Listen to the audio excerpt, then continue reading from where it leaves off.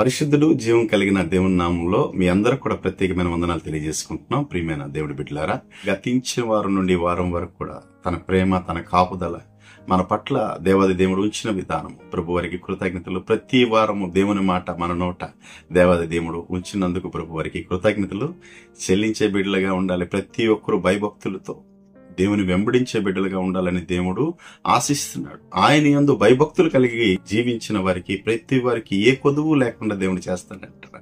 అవును ప్రియమైన దేవుడి బిడ్డలారా, ఆయన యందు భయభక్తులు కలిగి జీవించిన వారికి ఏ మేలు కొదువే ఉండదు. కనుక మనమందరం కూడా భయభక్తులు కలిగి జీవించినప్పుడు దేవుడు మనల్ని, మన కుటుంబాల్ని ఆస్వాదించి దీవిస్తానని ఈ దినం దేవాది దేవుడు మనతో మాట్లాడుతున్నాడు. మంచిది. ఈ దిన లేఖన భాగాన్ని మీకు చదివి వినిపిస్తున్నాను. ప్రియమైన దేవుడి బిడ్డలారా, బైబిల్ గ్రంథాల మీద ఉంటే తెరిచి చూడవలసిందిగా కోరుకుంటూ యోబు గ్రంథము 4వ అధ్యాయము 5వ వచనాన్ని మీకు చదివి వినిపిస్తున్నాను. నీ భక్తి నీకు ధైర్యం పుట్టింపదా? నీ యథార్థమైన ప్రవర్తన నీ నిరీక్షణకు ఆధారము కాదా? ప్రియమైన దేవుడి బిడ్డలారా, ఇది ఒక మంచి లేఖన భాగము యోబు గ్రంథంలో.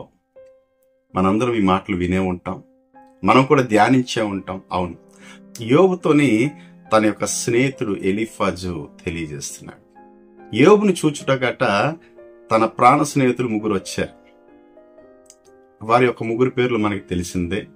ఒకని పేరు ఎలీఫాజు, రెండవ వాని పేరు బెల్దాదు, మూడవ వారి పేరు జోఫర్. ప్రియమైన దేవుడి బిడ్డలారా, మనం కొంచెం ధ్యానిస్తే ఎందు నిమిత్తం వచ్చారు వీళ్ళంటే ఆయన దుఃఖంలో అనుభవించుటకు, ఆయన శ్రమలో వారు తోడుగా ఉండుటకు, ఆయనకి ఓదార్చుటకు వారు వచ్చారట. అయితే యోబుకు వచ్చిన శ్రమ ఏంటి?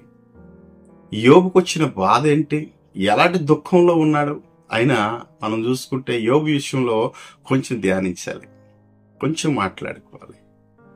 మొట్టమొదటిగా మనం చూసుకుంటే యోబు ఎలాంటి వాడంటే యథార్థవంతుడట. రెండో మాటకు మనం చూసుకుంటే యోబు ఎలాంటి వాడు?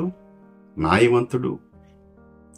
మూడో మాటలో మనం చూసుకుంటే ప్రియమైన దేవుడి బిడ్డలారా, దేవుని యందు భయభక్తులు కలగవాడు. నాలుగో మాటలు చూస్తే చెడుతనాన్ని విసర్జించేవాడు. ఇన్ని యొక్క క్వాలిటీలు ఆయనలో ఉన్నాయి. అలాంటి వానికి ఏమొచ్చింది? శ్రమ వచ్చింది. ఆయనకి ఇలాంటి శ్రమ వచ్చింది కదా, భూమి మీద ఏ నరుడికి అలాంటి శ్రమ రాలేదు. యోబు పడిన శ్రమ భూమి మీద ఎవరు కూడా పడలేదు. యోబుకునే లక్షణాలు దేవుని బిడ్డలమైన మనలో ఉన్నాయా? భయభక్తులు కలిగి జీవిస్తున్నావా? యథార్థంగా ఉన్నావా? న్యాయంగా ఉన్నావా? చెడుతనాన్ని విసర్జించేవారుగా మనం ఉన్నామా ఈ దినం? ప్రియమైన దేవుని బిడ్డలారా, ఉంటే దేవుడు మనల్ని దీవిస్తాడు. చెడుకి దూరంగా ఉండాలి మనం. చెడు మనలోకి రాకూడదు. లోకంలో చెడు ఉంది కానీ ఆ చెడుని మనం అంటించుకోకూడదు. చెడు కార్యాలు కానీ, చెడు తలంపులు కానీ, చెడు మాటలు కానీ దేవుని బిడ్డలమైన మన హృదయంలో రాకూడదు. దేవుని యందు భయభక్తులు కలిగి జీవించే బిడ్డలుగా మనం ఉండాలి. యథార్థంగా జీవించుకోవాలి. ఈ మాటలన్నీ పలుకుతుంది ఎవరు అంటే మానవులు కాదు, తన స్నేహితులు కాదు, తన బంధువులు కాదు. ఈ మాటలు పలుకుతుంది దేవాది దేవుడే. ఆయన విషయంలో మాట్లాడుతున్నది దేవాది దేవుడే. ఎవరితో మాట్లాడుతున్నాడు? సాతానుతో మాట్లాడుతున్నాడు. సాతానికి రోషం వచ్చింది. ఇక్కడ మనం చూసుకుంటే ప్రియమైన దేవుని బిడ్డలారా, సాతాన్ అంటాడు, యోబు ఊరుకునే ఇవన్నీ చేశాడా? నీవు ఆయన కలిగి ఉన్న వాటి అన్ని చుట్టూ కూడా కంచె వేశావు, ఆయన ఆస్వాదించావు, ఆయన దీవించావు. గనుక దేవుని యందు భయభక్తులు కలిగి జీవిస్తున్నాడు. ఆయన నీ యందు భయభక్తులు కలిగి జీవిస్తున్నాడు. ఇవన్నీ తీసి చూడు, నేను దూషిస్తాడు అని వాదాపు దేవునితో చేశాడు. యోబు ఎలాంటి వాడో దేవునికి తెలుసు గనుక, ఆయన ఎరిగి ఉన్నాడు గనుక దేవునికి సాతానికి వచ్చిన యుద్ధములో లేదా ఆ యొక్క వాదములో యోబుని పరీక్ష పెట్టాడు. ఆ పరీక్ష ఎక్కడి నుండి వచ్చింది? దేవాది దేవుని దగ్గర నుండే వచ్చింది. అయితే యోబు ఎలాంటి వాడు? భయభక్తులు కలిగి జీవించినవాడు, యథార్థంగా జీవించినవాడు, న్యాయంగా జీవించినవాడు. భూమి మీద అలాంటి వాడు లేడు అని దేవుడే సర్టిఫికెట్ ఇస్తున్నాడు. దేవుడే మాట్లాడుతున్నాడు ఆయన నిమిత్తం. ప్రియమైన దేవుడి బిడ్డలారా, ఇవన్నీ కూడా తన స్నేహితులకి తెలియదుగా, యోబుకి తెలియదుగా, అక్కడ ఉంటున్న వారికి తెలియదుగా. మనం చదువుతున్నాం గనక, దేవుని వాక్యం ధ్యానిస్తున్నాం గనక మనకు తెలుస్తుంది. గనుక ఆయనకు వచ్చిన శ్రమ ఎలాంటిదంటే ఒకటి తర్వాత ఒకటి శ్రమ, ఒక శ్రమ తర్వాత ఒక శ్రమ ఆయనకు వచ్చింది. మొట్టమొదటిగా మనం చూసుకుంటే ఆయనకున్న ఒంటెలు పోయాయి. గాడిదలు పోయాయి. రెండో విషయం చూసుకుంటే ఆకాశం నుండి అగ్ని వచ్చి తన గొర్రెలు కాపలు పోయారు. మూడోది మనం చూసుకుంటే ఆయన ఒంటెలు కూడా పోయాయి. కల్దీలు వచ్చి అన్ని కూడా దోచుకున్నారంట. నాలుగోది మనం చూసుకుంటే తన బిడ్డలు నశించిపోయారు. సుడిగాలి 4 దిక్కులు కొట్టి వారి గృహంలో ఉండగా ఆ గృహం కూలిపోయినప్పుడు తన బిడ్డలందరూ నశించిపోయారు. ఐదోది మనం చూసుకుంటే ఆయన ఆరోగ్యం పోయింది.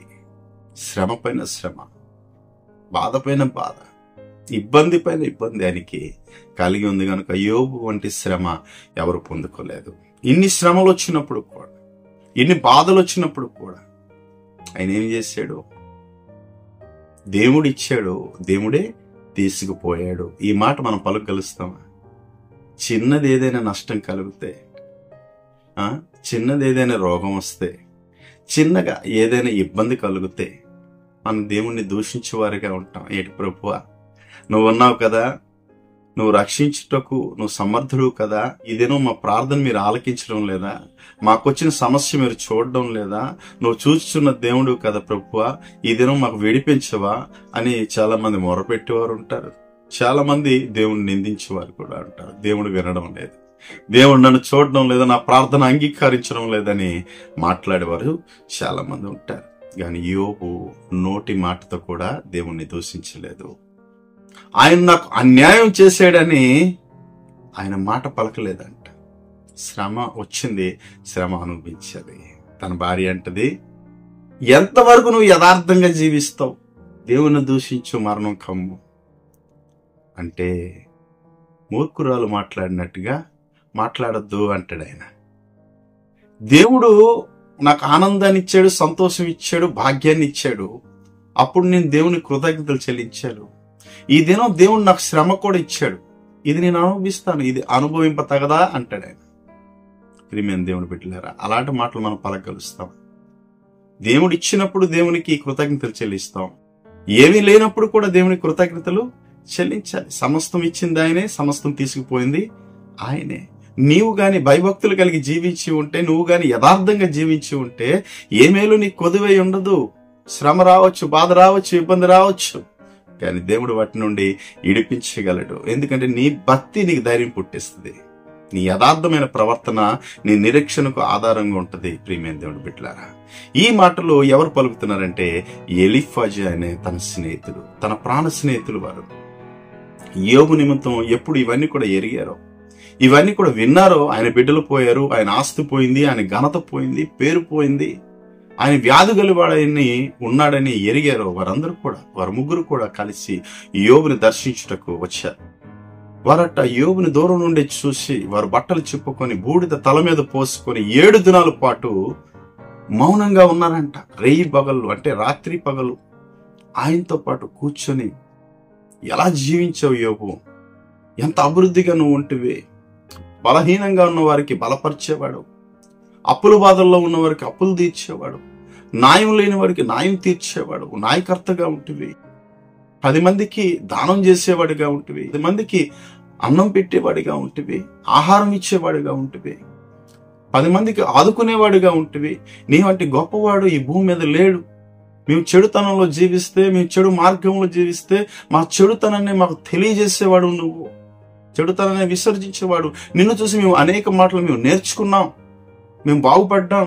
ఇదేనో నీ పరిస్థితి మేము చూసినప్పుడు మాకు ఆందోళన కలుగుతుంది, మాకు దుఃఖం కలుగుతుంది. నీలాంటి వాడికి ఏంటి శ్రమ, నీ అంత గొప్పవాడు, నీ వంటి వాడు ఊజు దేశంలో లేడు. ఈ పరిస్థితి నీకు వస్తుందని మేమెప్పుడు కూడా మేము ఆలోచించలేదు, ఊహించలేదు అని మాటలు తెలియజేస్తూ అనేక మాటలు యోబుతో మాట్లాడుతూ, ప్రియమైన దేవుడి బిడ్డలారా, వారు ఉన్నప్పటికీ మాట్లాడుతూ యోబుకి విరోధంగా మాట్లాడారు. ఈ దినం లోకంలో కూడా విరోధంగా మాట్లాడేవారు దేవుని బిడ్డల పట్ల ఉంటారు, మానవుల పట్ల ఉంటారు విరోధులు. బాగున్నప్పుడు, ఆస్తి అంతస్తులు ఉన్నప్పుడు, ఘనతగా ఉన్నప్పుడు, పేరు ఉన్నప్పుడు అనేక మంది నీ దగ్గరికి వస్తారు, నిన్ను పొగుడుతారు, నీకు ఘనతనిస్తారు, నీ వంటి వాడు లేడంటారు, నువ్వు చేసే సహాయం ఎవరు చేయలేరంటారు, నువ్వు దేవుడు లాంటి వాడవు అని నిన్ను పొగుడుతారు ప్రియమైన దేవుని బిడ్డలారా. సమస్తము కోల్పోయినప్పుడు, సమస్తము నశించిపోయినప్పుడు, సమస్తము నిర్మూలమైనప్పుడు ఎలా మాట్లాడతారంటే ఎలీఫజులాగా మాట్లాడతారు. ఏమంటారంటే, అన్యాయంగా దేవుడు నీ యొద్ద నుండి ఇవన్నీ తీసేశాడా? దేవుడు అన్యాయస్తుడా?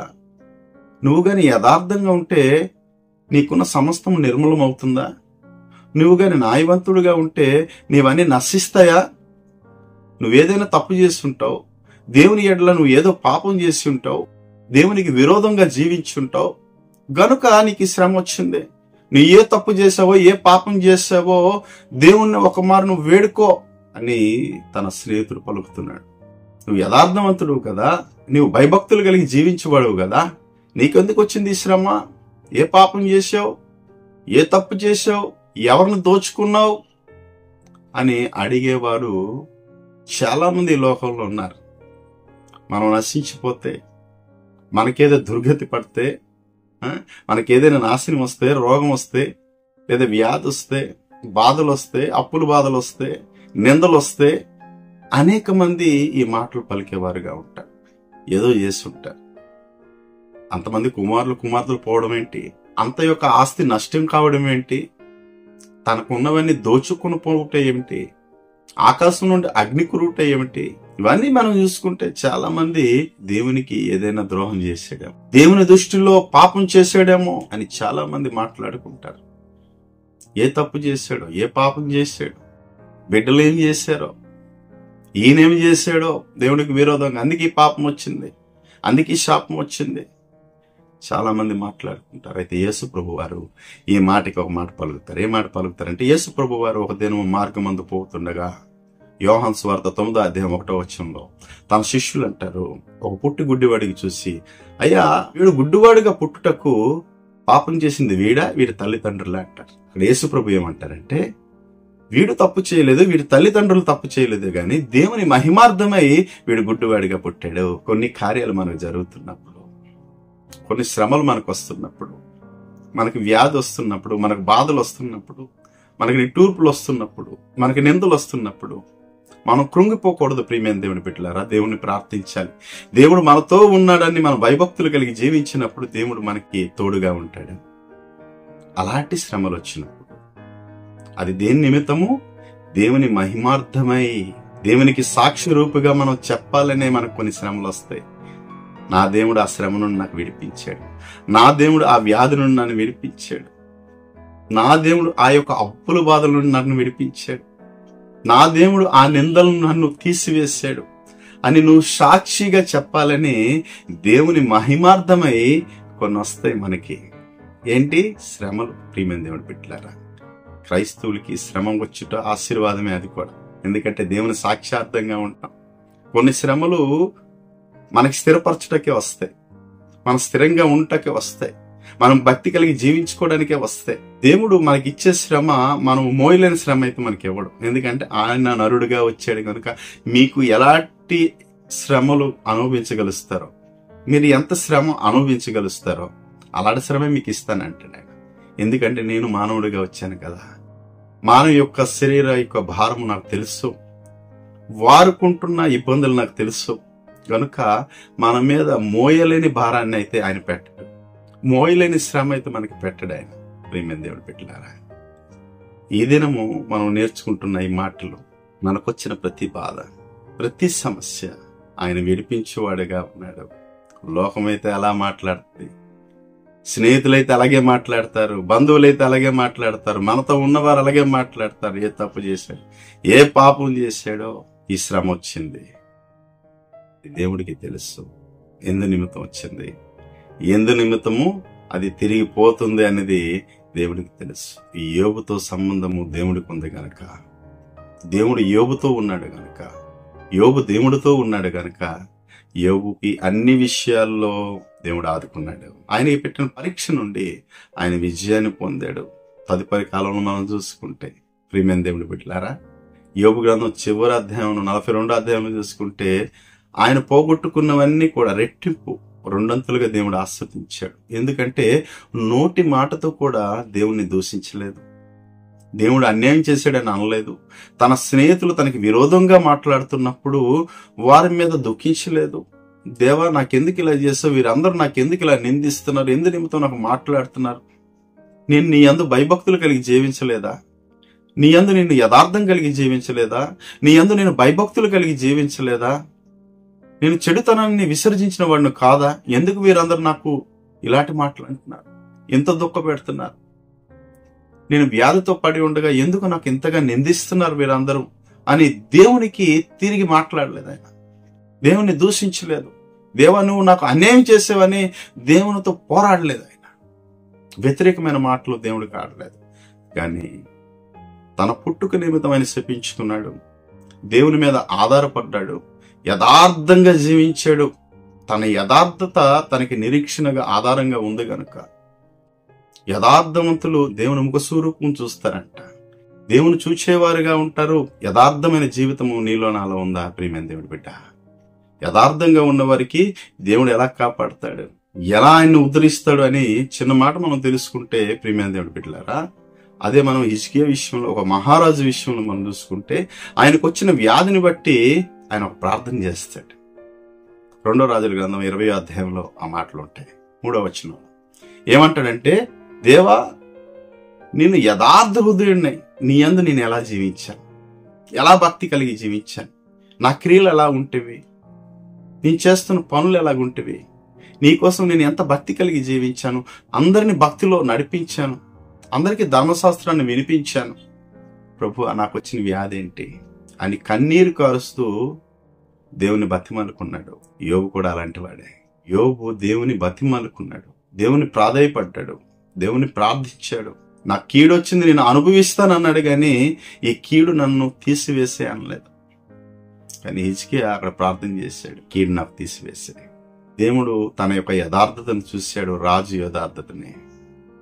15 సంవత్సరాలు ఆయనకి ఆయుష్ ఇచ్చాడు. ఈ దినం యథార్థంగా ఉన్న వారికి దేవుడు విడిచిపెట్టేవాడు కాదు, ఆశ్రదించి దీవించేవాడు.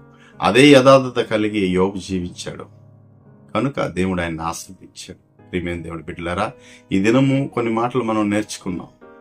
ఏం మాటలంటే, ఆయన యందు భయభక్తులు కలిగి జీవించిన వారికి ఏ మేలు వదివే ఉండదు.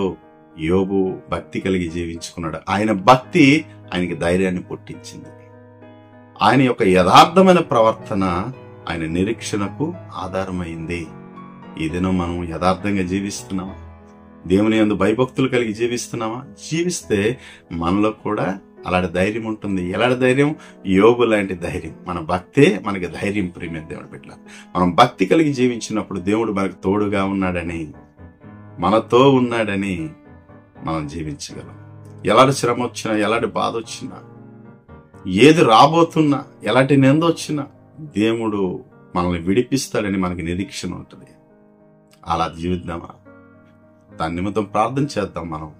ప్రభువా, నీ యందు నేను భయభక్తులు కలిగి జీవిస్తాను, నీ యందు నేను యథార్థంగా ఉంటాను, చెడు మార్గానికి, చెడు యొక్క ఆలోచనకి నేను ఎప్పుడు వెళ్ళను. ప్రభువా, సమస్తాన్ని విడిచిపెడతాను, చెడుతనాన్ని విడిచిపెడతాను, నీ యందు భయభక్తులు కలిగి జీవిస్తాను ప్రభువా, యథార్థంగా జీవిస్తాను ప్రభువా, న్యాయవంతుడుగా నేను ఉంటాను ప్రభువా ఈ లోకంలో జీవించినంత వరకు కూడా అని మనం ప్రార్థన చేసినప్పుడు అలాంటి మార్గంలో నన్ను నడుపు. యోబు వలె కాకపోయినా ఆయనకున్న కొన్ని లక్షణాలు మాలో కూడా రావాలి. మేము కూడా ఆ విధంగా మారాలి. నేను వెంబడించాలి, నేను స్తుతించాలి, నేను ప్రార్థించాలి.